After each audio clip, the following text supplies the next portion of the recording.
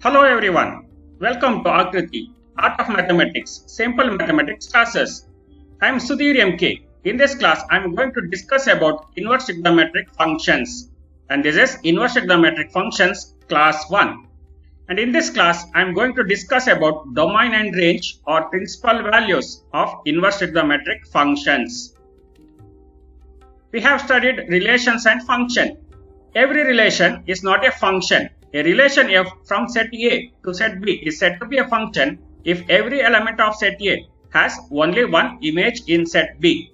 That is, every element of set A related with unique element of set B. So next we consider some example. Consider set A with elements 1, 2, 3 and set B with elements A, B, C. Now here 1 is related with B, 2 is related with A and 3 is related with C. Now here every element of set A are related with unique element of set B. So therefore this relation is a function. So we consider next example. Consider set A with 1, 2, 3, set B with element A. Now consider the relation 1 related with A, 2 related with A and 3 is also related with A. Now here also all the elements of set A have unique relation. So therefore this relation is also a function. Next one more example. Consider set A with 1, 2, 3 and set B with A, B, C. Now here 1 related with B, 2 related with B and 3 related with A and C. So here 3 is related with A and 3 is also related with C. Therefore this relation is not a function. Consider one more example. Set A with 1, 2, 3 and set B with A and B. Now here 1 related with A and 3 related with B. Now 2 does not have any relation. So 2 does not have any relation. Therefore this relation is not a function. Since all the elements of A does not have relation, therefore this relation is not a function. So here 2 does not have any relation. Therefore this relation is not a function. Now consider this function. In a function f from A to B, the set A is called domain and set B is called as codomain and set of images are called range. Now here first set A, that is set containing the elements 1, 2, 3, it is called as domain. In a function f from A to B, first set is called as domain and second set is called as codomain. Here set B, that is set of elements A, B, C are codomain and set of images. Now here images are A and C only. Therefore this set containing the images, that is set AC, it is called as range. Now here domain is first set 1, 2, 3 and codomain is second set, that is set A, B, C and range is set of all images, that is set A, C. So we study about inverse function. A function f from A to B is invertible if there exists a function g from B to A such that f composite g equal to I of B and g composite f equal to I of A, where I of A and I of B are identity functions on A and B respectively. So every function is not invertible. A function f from A to B is invertible if there exists a function g from B to A. Function f from A to B but g is from B to A such that f composite g is I of B, that is identity function, and g composite f is I of A. So here I of B means identity function in set B and I of A is identity function in set A. So then only function is invertible. The function g is called inverse of f and denoted by f inverse. If there exists one function g from B to A which satisfies this condition, then g is called inverse of f and it is denoted by f inverse. So this is symbol for inverse function. Inverse function does not exist for all function. Inverse function exists if and only if f is 1, 1 and onto, that is a function which is bijective. For every function, inverse function does not exist. Inverse function exists only when function is 1, 1 and onto. A function which is 1, 1 and onto, it is called as bijective function. Now we say what is bijective function. Consider this function. Now here 1 is related with B, 2 is related with A and 3 is related with C. Now here different elements of set A related with different elements of set B. Since different elements have different images, this function is called as 1, 1. So that is different elements should have different images. Now here all the elements of set B are images. Now here all the elements of set B are images. Therefore this type of function is called as onto. So since all the elements of codomain are images, this function is called as onto. If different elements have different images, then it is called as 1, 1 If all the elements of codomain are images, then it is called as onto function. If function is 1, 1 and onto, then it is called as bijective. And for bijective function, inverse function exists. So for this function, inverse function exists. We can find inverse function from B to A. Now consider this function. Here 1 is related with C, 3 is also related with C. Therefore here different elements have same image. So this function is not 1, 1. And see here, all the elements of codomain are not images. Here B is not image. So therefore this function is not onto. This function is not 1, 1 and onto. So inverse function does not exist for this type of function. The next we see trigonometric functions. First it is sine function. For sine function we take domain and codomain as set of real numbers. Now here we know that sine 0 is 0, sine 30 is 1 by 2, sine 45 is 1 by root 2, and sine 60 is root 3 by 2, and sine 90 is 1, and sine 150 is 1 by 2, sine 180 is 0, and sine 270 is minus 1, and sine 300 is minus root 3 by 2. Same type for negative values. Sine of minus 30 is minus 1 by 2, sine of minus 60 is minus root 3 by 2, and sine of minus 90 is minus 1. Sine of minus 150 is minus 1 by 2. Sine of minus 300 is root 3 by 2. So this is sine function from real number to real number. Now this function is not 1, 1 and it is not onto. So therefore this function is not invertible. Now here different elements have same image and all the elements of codomain are not images. This function is not invertible. To make this function invertible, we restrict angles and values. To make this function invertible, here we will not consider all the angles and here also we will not consider all the values. To make this function invertible, we restrict angles and values. We consider angles from minus 90 to 90. We consider angles from minus 90 to 90 only and values from minus 1 to 1. Consider angles from minus 90 to plus 90 and values from minus 1 to plus 1. Now here we can write sine 0 is 0. And sine 30 is 1 by 2, sine 45 is 1 by root 2, sine 60 is root 3 by 2 and sine 90 is 1. And sine of minus 30, it is minus 1 by 2, sine of minus 45 is minus 1 by root 2, sine of minus 60 is minus root 3 by 2 and sine of minus 90 is minus 1. Now this function is 1, 1 and onto. So therefore this function is invertible. Now this function is invertible and here it is sine 30. Sine 30 is half. So in inverse function we can write sine inverse half equal to 30. So sine 30 equal to half. Then we write sine inverse half equal to 30. Also sine 90 is 1. So therefore we can write sine inverse 1. Sine inverse 1 is 90 degrees. So sine inverse 1 is 90 degree. Also sine of minus 30 equal to minus half. Sine of minus 30 degrees minus half. So therefore we can write sine inverse minus half. Sine inverse minus half is minus 30 degree. And sine of minus 90 is minus 1. Sine of minus 90 is minus 1. So we can write sine inverse minus 1. Sine inverse minus 1 is minus 90. We denote sine inverse function in arrow diagram like this. In set A we consider values from minus 1 to 1. And in set B we consider angles from minus 90 to plus 90. It is sine inverse 0. Sine inverse 0 is 0 and sine inverse 1 by 2. It is 30 degree. Sine inverse 1 by root 2 is 45 degree. Sine inverse root 3 by 2 is 60 degree. Sine inverse 1 equal to 90. And sine inverse minus 1 by 2 is minus 30. And sine inverse minus 1 by root 2 is minus 45. And sine inverse minus root 3 by 2 is minus 60. And sine inverse minus 1 is minus 90. So this is arrow diagram for sine inverse function. For sine inverse function, domain is minus 1 to 1. Now here in set A we consider values from minus 1 to 1. We know that least value for sine is minus 1. Highest value is 1. So therefore we consider values from minus 1 to 1. Therefore for sine inverse function, domain is from minus 1 to 1. For sine inverse function, we can consider range from minus 90 to 90 or 90 to 270 or 270 to 450 etc. Here it is not compulsory that we have to take only from minus 90 to 90. We can take 90 to 270 or 270 to 450 and many other intervals. So here we consider only minus 90 to 90. It is numerically smallest and it is called as principal value branch. For each inverse trigonometric function we have principal value branch. We denote sine inverse function by this symbol. So this is sine inverse x function. This is not 1 by sine x. This is notation for sine inverse x function, or it is also denoted by arc sine x. Arc sine x means it is inverse sine function.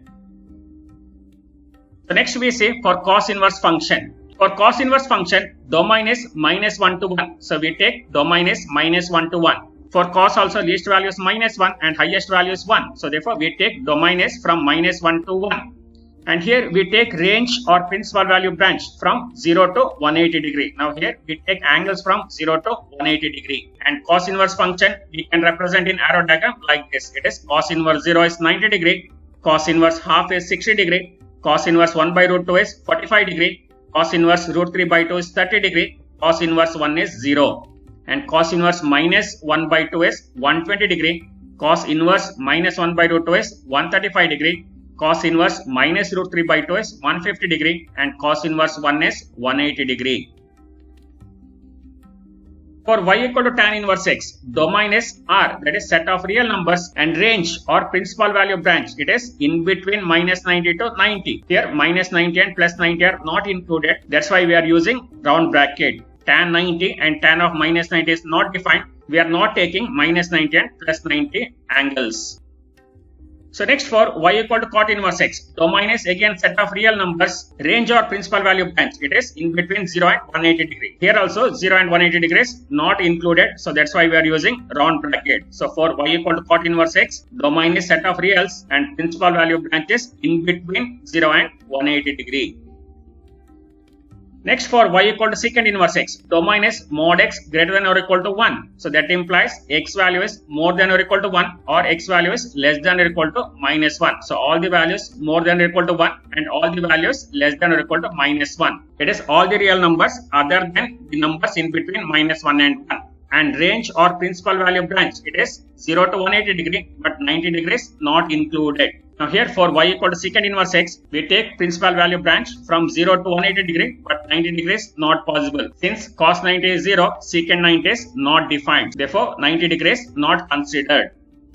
For y equal to cosecant inverse x, domain is mod x greater than or equal to 1. Here all the values of x which is more than or equal to 1 and less than or equal to -1, or it is r minus -1 to 1. And range or principal value branch, it is from -90 to 90 degree but 0 degrees not included. We know that sine 0 is 0, therefore cosecant 0 is not defined. Sine 0 is 0, cosecant 0 is 1 by 0 which is not defined. So therefore here 0 degrees not included. Therefore principal value branch for cosecant inverse x is it is from -90 to 90 degree but not 0 degree.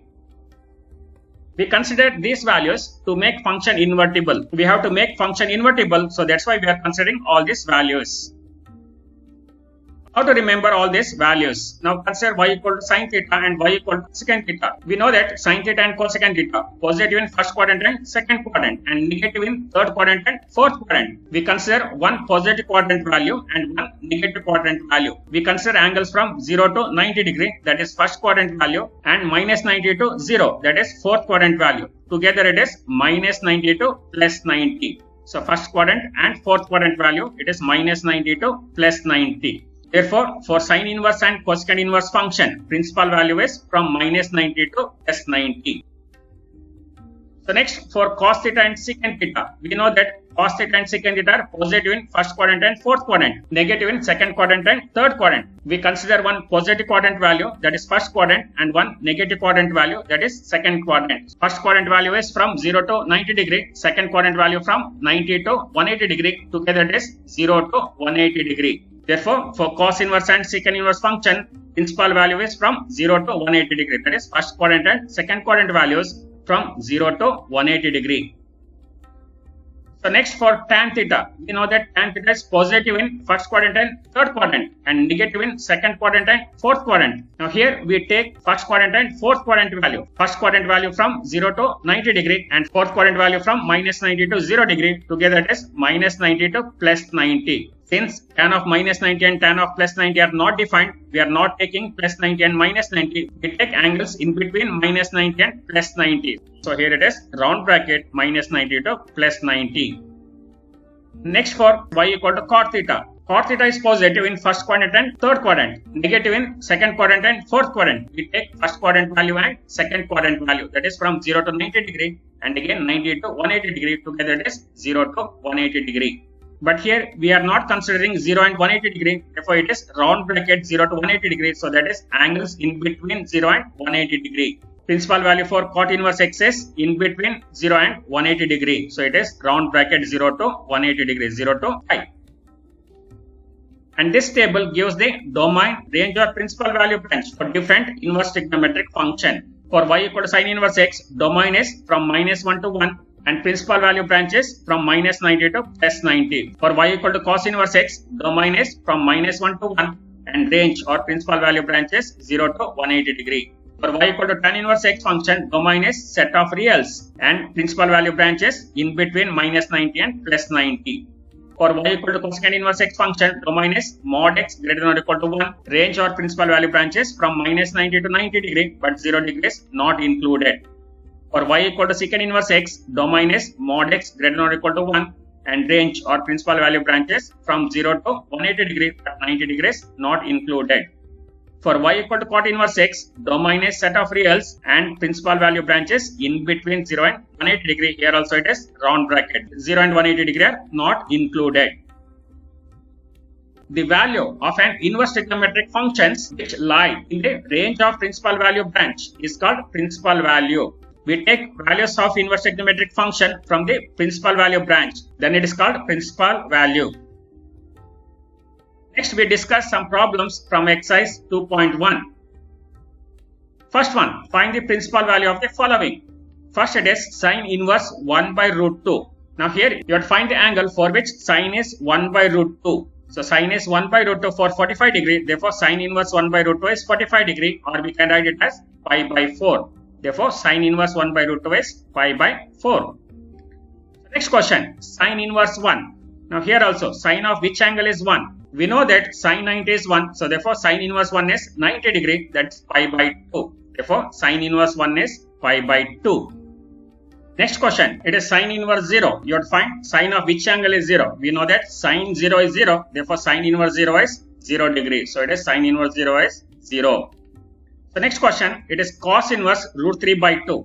Cos of which angle is root 3 by 2? We know that cos 30 degree is root 3 by 2. Cos of 30 degree is root 3 by 2. Therefore, cos inverse root 3 by 2 is 30 degree. 30 degree is pi by 6. Therefore, cos inverse root 3 by 2 is 30 degree. Pi by 6. So, next one it is cos inverse 1. Cos of which angle is 1? We have cos 0 is 1. So, therefore, cos inverse 1 is 0 degree. Cos inverse 1 is 0 degree. So next it is cos inverse 0. Cos of which angle is 0? Cos of 90 degree is 0. So therefore cos inverse 0 is 90 degree. It is pi by 2. Cos inverse 0 is pi by 2. So next it is tan inverse root 3. So tan of which angle is root 3? Tan of 60 degree is root 3. Therefore tan inverse root 3 is pi by 3. 60 degree pi by 3. Tan inverse root 3 is pi by 3. So next one, tan inverse 1. Tan of which angle is 1? Tan of 45 degree is 1. So therefore tan inverse 1 is 45 degree, that is pi by 4. Tan inverse 1 is pi by 4. So next we prove some relation. In trigonometry, we studied reciprocal relation, that is cosecant x is 1 by sin x. But in inverse trigonometry, it is not like that. Here cosecant inverse x is sin inverse 1 by x. We have to take only reciprocal of this value. Now here cosecant inverse x is sin inverse 1 by x. We have to take reciprocal of only this value. We prove this. To prove this, we take cosecant inverse x equal to theta. Take cosecant inverse x equal to theta. Taking cosecant to this side, we get x equal to cosecant theta. Take cosecant to this side, we write x equal to cosecant theta. Now we have reciprocal relation. Sin theta can be written as 1 by cosecant theta.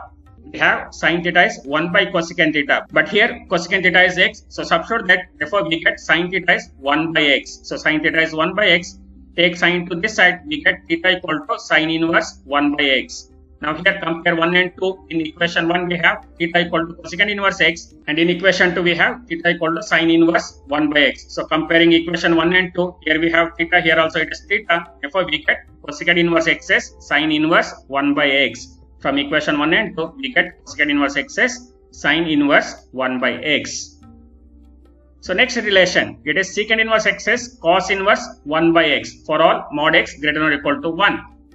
To prove this, we take secant inverse x equal to theta, then x equal to secant theta. We have reciprocal relation, cos theta can be written as 1 by secant theta. But here secant theta is x, therefore we can write cos theta is 1 by x. So cos theta is 1 by x, take cos to this side, we write theta equal to cos inverse 1 by x. So theta equal to cos inverse 1 by x. Now consider equation 1 and 2. Here we have theta equal to secant inverse x and here we have theta equal to cos inverse 1 by x. From equation 1 and 2, we can write secant inverse x is cos inverse 1 by x. So therefore secant inverse x is cos inverse 1 by x.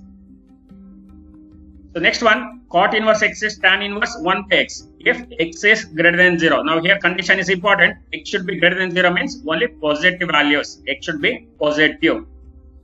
To prove this, take cot inverse x equal to theta. Therefore, x equal to cot theta. Take cot to this side. We can write x equal to cot theta. We have reciprocal relation tan theta equal to 1 by cot theta. But here cot theta is x. So therefore, we can write tan theta is 1 by x. So tan theta is 1 by x.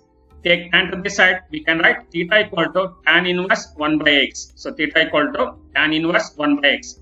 Now compare equation 1 and 2. In equation 1, we have theta equal to cot inverse x. In equation 2, we have theta equal to tan inverse 1 by x. So from equation 1 and 2, we can write cot inverse x equal to tan inverse 1 by x. Therefore, cot inverse x can be written as tan inverse 1 by x only when x is positive. Next problems, find the principal value of the following. First one, it is cosecant inverse 2. We studied relation cosecant inverse 2 can be written as sin inverse 1 by 2. So cosecant inverse 2 can be written as sin inverse 1 by 2 and we know that sin inverse 1 by 2 is 30 degree, that is pi by 6. So sin inverse 1 by 2 is pi by 6.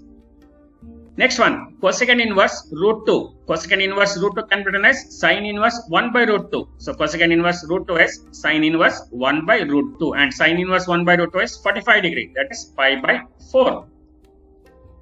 Next question, it is secant inverse root 2 and secant inverse root 2 is cos inverse 1 by root 2. Cos inverse 1 by root 2 is 45 degree, that is pi by 4. Cos inverse 1 by root 2 is pi by 4. So therefore secant inverse root 2 is pi by 4. If you know all these values directly, we can write directly secant inverse root 2 as pi by 4. No need to write this step.